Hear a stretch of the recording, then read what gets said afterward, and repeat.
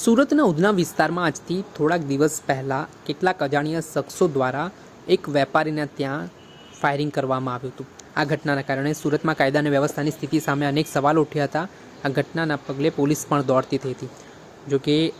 આ સંદર્ભમાં છેલ્લા ઘણા સમયથી ગુજરાતના જુદા જુદા જિલ્લાઓમાં જે બનાવો સામે આવી રહ્યા છે,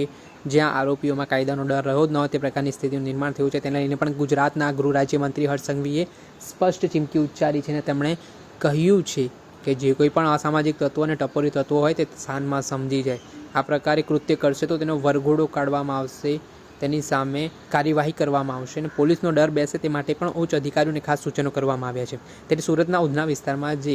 ફાયરિંગ કરીને નાસી છૂટેલા જે આરોપી હતા તેમને સુરત પોલીસે પકડી પાડ્યો છે। ત્યારબાદ તેમની જે હાલત થઈ તે પ્રકારના દ્રશ્ય પણ સામે આવ્યા છે। ચારે આરોપીઓને ઉધના પોલીસે જે ઘટના ઉપર તેમના દ્વારા ફાયરિંગ કરવામાં આવ્યું તે ઘટના સ્થળે લઈ જઈને ઘટનાનું રિકન્સ્ટ્રક્શન કરવામાં આવ્યું હતું, જેમાં એવું પણ કહેવાય રહ્યું છે કે આરોપીઓ અને જે ફરિયાદી હતા તેમના વચ્ચે કંઈક પૈસાની લેતી દેતીનો મામલો હતો અને આને જ લઈને વિવાદ વકર્યો હતો। આ સમગ્ર ઘટનાના સંદર્ભમાં પોલીસ દ્વારા જે કોઈ પણ વ્યક્તિ કાયદા વ્યવસ્થાની સ્થિતિ હાથમાં લેશે તેની આ પ્રકારની સ્થિતિ કરીશું તે પ્રકારની વાત પણ કહેવામાં આવી રહી છે ને જેમાં ગૃહ રાજ્યમંત્રી હર્ષ સંઘવીએ પણ આ મામલે જે નિવેદન આપીને